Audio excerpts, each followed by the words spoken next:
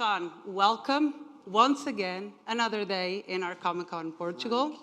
I hope you've been having fun. I've been having a wonderful time because of these lovely people. I know, look at them, so happy to see you. Your mom's here too. You guys have had any chance to walk about and see some things? We went out on Friday night, but then the heavens opened and it was like a biblical flood. I was just like, we should build an ark really quickly. So we went to a lovely restaurant, had a great meal, and you know, I don't, because I live in LA and my mum lives in London, and so we don't get an awful lot of time together. So it's nice to be able to take my mum away and be in this gorgeous city, and she's having a ball. This is the first time she's ever come to a convention. Oh, nice, nice, so really fun. She's a little mystified by it all. She's like, what is this exactly? Oh, but I know that she's enjoying all the love you're getting from everyone you're seeing and all the recognition and whatnot. So that's good. That's really good. One of your roles that got you into this spotlight is Robin Hood from Once Upon a Time. Can we hear some noise out there? Oh, there you go. How did you come about getting that role? Kind of the sort of traditional way, really. I had met on the show when it very first began, and I met Adam Horowitz, the creator showrunner, co-creator showrunner, and I said to him, you know, I'd read a lot of scripts that year, and I said, this is, you know, I think this is one of the first really original ideas that I'd seen that year, and I said, I think this is either going to be a giant big hit, or the network won't know what to do with it, kind of thing, which is what happens sometimes. And of course, it turned out to be a big whopping hit. And they were interested in seeing me again for this role. But I got another offer, which was just like a straight offer, which was to go do a comedy show. And so I, you know, bird in the hand, I took the offer. Because I wasn't sure whether Once Upon a Time would go or what would happen. And of course, that show never got picked up. And then Once Upon a Time became huge, and I was like... But they ended up getting Jamie Dornan for that role, and I think I would have given him that role anyway over me. I think he was better suited.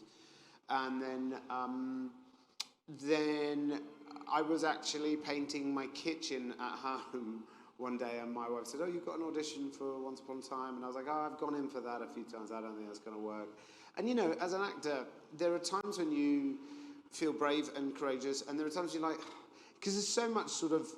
It's a bit like, you know, certain roles you really connect with and you fall in love with, and then it's tough when you don't get them, you know, even when you've been doing it a long time. And I just was like, I don't really feel like getting rejected today. I'm gonna pass. I'm not gonna go in on that. And my wife said, you know, she's not a cheerleader really, but in that sense. But she was like, you know, she's much more honest and pragmatic, and said, I could see you as Robin Hood. I could see you in that role. And I was like, I always listen to my wife. And so I went in and I auditioned. And I was sort of very direct. You know, I think sometimes when you go in, you're like, oh, I really want it. There's a sort of air of desperation. Yeah. And I think sometimes... just because I didn't think I was going to get it, I just said, look, this is what I want to do. I want to do this, and I'm going to stand here, and then I'm going to do that, and you're going to do this, to the casting director. Yeah.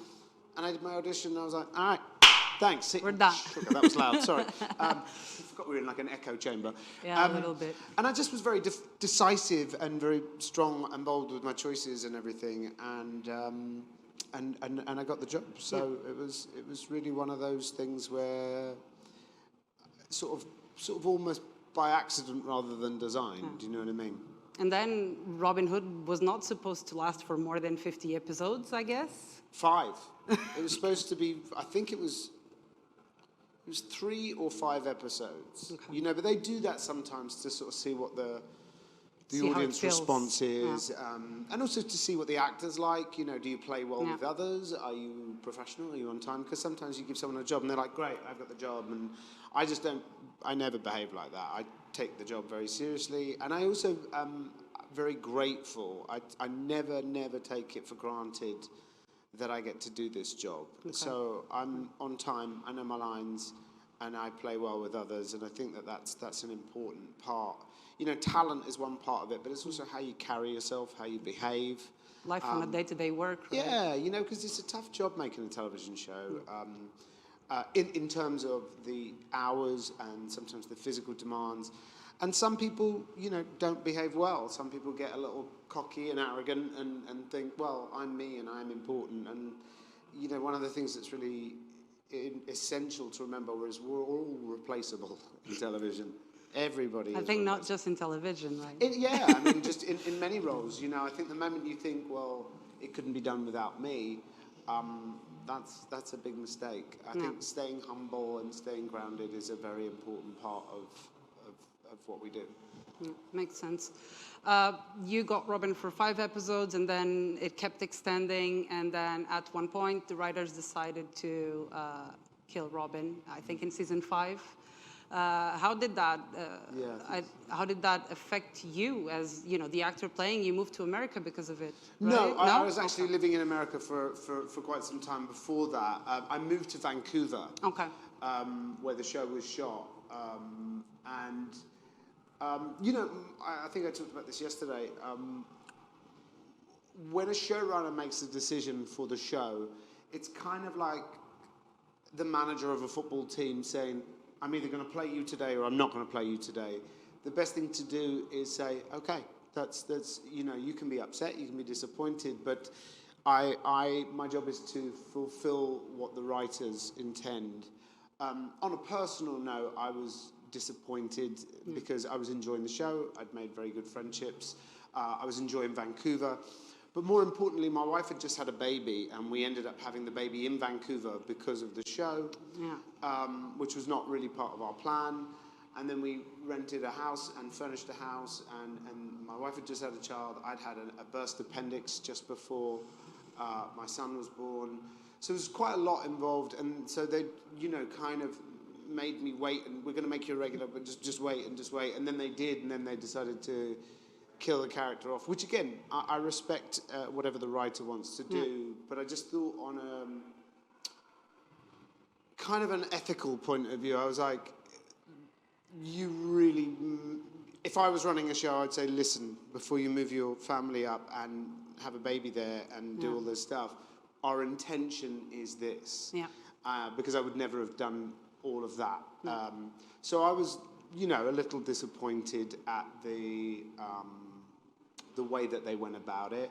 And again, you know, I'm not saying this to slag them off or anything. I have tremendous respect for what they've done, and I'm very grateful for the opportunity they gave me. But I don't believe in lying in interviews or lying to fans or lying because, oh, well, this will sound good. I just think if you tell the truth all the time, it's pretty hard to be contradicted later. So as much as I respect Adam and Eddie's choice and their decision, I think being upfront and being honest is always the best policy. Yeah, makes sense. And I think everybody here respects you for that as well. Another show that you did, which I think we need to get a little into because it was quite fun, was The Magicians. You played Sir Effingham first. How was the prosthetics process? Did you enjoy it or did you hate it a little?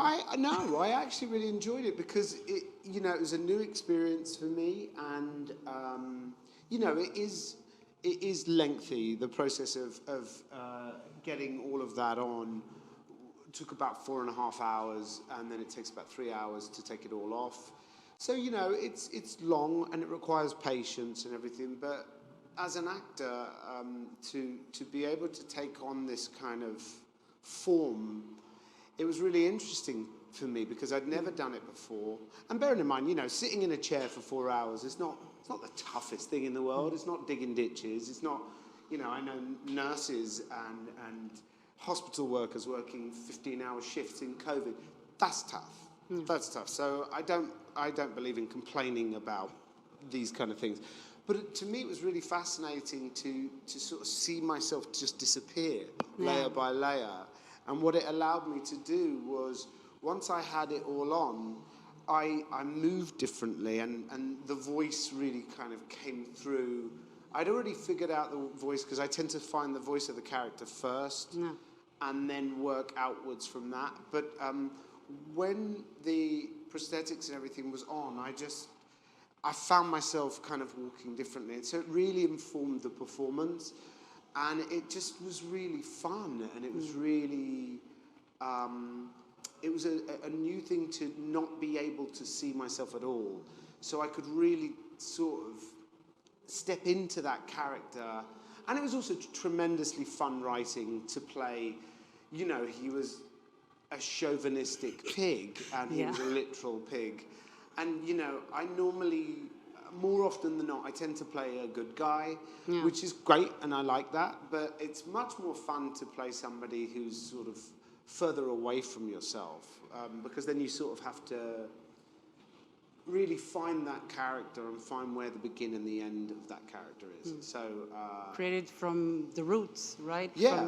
From the bottom up to an entire new personality. And also, with all of that on, it kind of gave me permission to, I don't know, just, I was sort of on set, like, dancing, because everything was 10%, 20% funnier, or more just silly. Theatrical? Yeah, theatrical, and I sort of decided that I wanted to make him like a cross between sort of Benjamin Franklin and Doc Brown from Back to the Future, and Winston Churchill, and I had all of these like pictures at home of different people that I was stealing little bits from, and so I was sort of trying to put all of this into like a food blender to make who he was. But then when the stuff went on, I went, oh, here I am, and it just sort of it just sort of took on its own sort of life. And also I had a couple of friends that were on the show. It was shooting in Vancouver. So it was just a really lovely, lovely process to be part of. Cool. And then you came back as the Dark King for a lot more time. Yeah. That was an interesting character again, very interesting, because I knew that it was only a one-episode sort of job, but I wanted to do it because it was an experiment for me. And then they phoned me a couple of weeks after I'd finished and said, do you want to come back and play something else? And I was like, sure, yeah, because I really like the show and I like the people.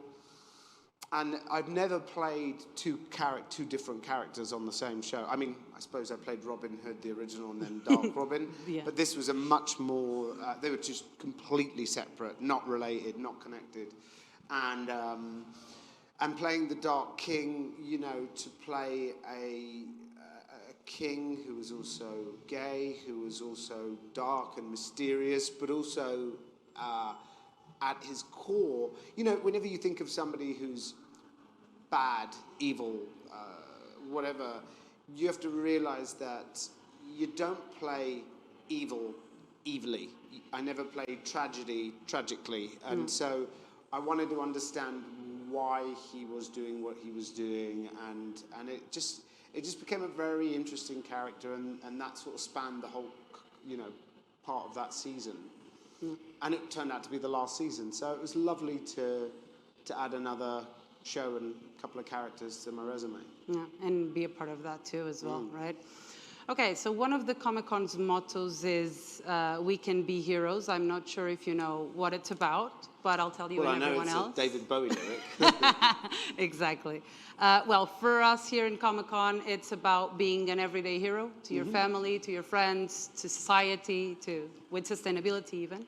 So how do you feel you are an everyday hero in your life?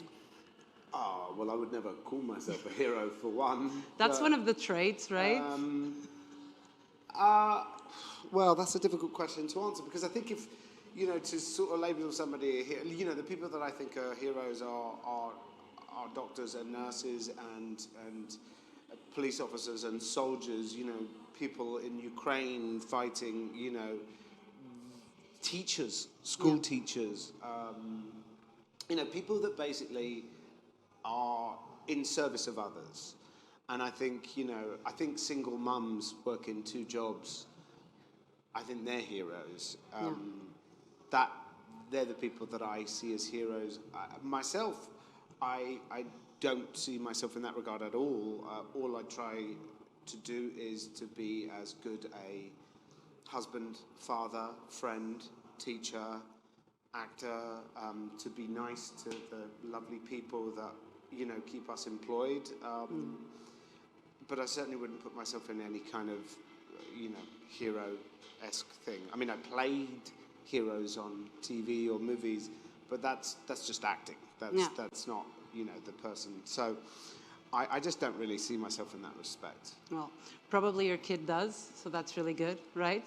Maybe. And I think a lot of these people feel that you are a hero as well, and especially with your honesty and the way that you go about talking to all of them and being honest to all of them. So that's really good. On a more fun note, if you could have one superpower, what superpower would that be? Ah, gosh. I think, and it's probably the most common answer, if anybody's been to an airport recently, you're like, oh, God. Airports were bad. Airports are not the most enjoyable experience pre-9/11, pre-COVID, but now it's so you get to the airport and they're like, up against the wall, don't breathe, no, take that out of your bag, no, bend over, no. So I think the ability to be able to fly without the need of an aeroplane would be really nice. I just have to sort of build some apparatus so that I can carry my wife and 3 children with me, because they're like, you're not flying on your own, we're not getting on an airplane without you. So I think flying, you know, the freedom of that, to Probably, be able to soar like a bird. But I think, you know, being invisible would be kind of interesting. There's a couple of rooms on this planet I'd like to walk into and just look around and have a listen to what's being said. Fly on the wall kind of feeling. Fly on the wall, exactly. So, yeah, I would imagine flying is probably the... That's an interesting one. Yeah, I mean, it could be at least be useful, right? Yeah, I mean, you know, some poor child stuck up a tree or somebody's lost their cat, you know, it'd be nice to be able to go, there you go. Yeah. All right. Okay. I think we're going to end on a more serious note, because I think that you can transmit that to everyone that's listening to you talk. What is the toughest lesson you've learned in your life as an actor? And what can you share that can help someone who's, you know, trying to go into the life of acting? Gosh, that's a tough question. I think, you know, it's applicable to acting, but it's also applicable to all of us, which is life. You know, sometimes my children, my eldest son might say, that's not fair. And I'm like, life is not fair. Don't ever, ever get in your head that life is fair or just, because it's not. It's absolutely not. Terrible things happen to good people. Awful people are walking around doing just fine. So, you know, understand that life can be unfair and unjust, and it will knock you down. You know, I don't know anybody that's been on this planet for a number of years that hasn't faltered, fallen. And I think, you know, one of the things that, as I mentioned earlier, as an actor, you get rejected so much. And if you allow it to really get in there and you're just going, I'm terrible, why do I think I can do this? Oh, if you lose your faith or the courage that you had to get into it in the first place, it's just not for the faint-hearted. And so I think one of the biggest lessons I've learned is when you fall, it's you know, how tough you are isn't about how hard you can punch. It's how many times can you get knocked down and pick yourself up and dust yourself off and go, you may have knocked me down, but you haven't beaten me. And I'd like to think I have a resilience in me and a strength that no matter what happens, I will always try to pick myself up and keep going and keep fighting. And, you know, especially as a parent in a world that we live in, you know, especially in the United States, one of the things that's my biggest fear, one of my strongest dislikes is guns. And, you know, the idea that innocent people are being shot all the time and children are being shot in schools. It's sort of got to the point where my wife and I are constantly discussing how long are we going to stay, because if anything ever happened to my children, that's one thing I don't know if I could pick myself up from, because they are my whole world and they're my oxygen. So, you know, I love Europe, and I've you know, lived in Europe for half my life, in America for half my life. So, and you don't really have to live anywhere now. When I moved to Hollywood, it's because Hollywood was there. Then they moved Hollywood. It's in Vancouver. It's in Boston. It's in Louisiana. So you can audition on tape now, and you can just send the video. So you don't have to be there. But we love California because it's a beautiful place to live. But, it is. But yeah, so I think, you know, maybe at some point, maybe we'll decide to move. But getting back to your question, I think one of the most valuable lessons I've learned, and I don't think it's just for actors, but for anybody out there is, you know, life is going to throw really, really tough stuff at you. If you are lucky enough to be surrounded by good friends, good family, they'll help you get back up. But you've got to get back up and know that the world isn't just picking on you. The world's picking on a lot of people. Yeah. And the real measure of us is, can you pick yourself up and get back in there and keep fighting? Because I always believe, I'm an optimist, and I just believe hope's just around the corner. And you can have your absolute darkest, lowest moment, and you know, so many people nowadays, you know, throw in the towel, you know, the suicide rates and stuff, especially with young people. I lost a friend to suicide just a couple of weeks ago, and I just wish that I could have spoken to him and just said, just hang in there. It will get better. Because once you make that decision, that's final, you know, exactly. And we can't ever get you back. So if you're going through something out there and you're really thinking it's just too much, reach out to a friend, go for a good walk, do some exercise, do something that fills your heart with joy, because the world's better with all of you in it. I think that's a good sentence for us to finish. Do something that fills your heart with joy. Thank you very much for being here with us and for all of them. I know you're still going to keep seeing all of them while you're here. I'm just going to ask you to sign our guest list, please. There's a little pen here. Well, black or gold, which one you want to.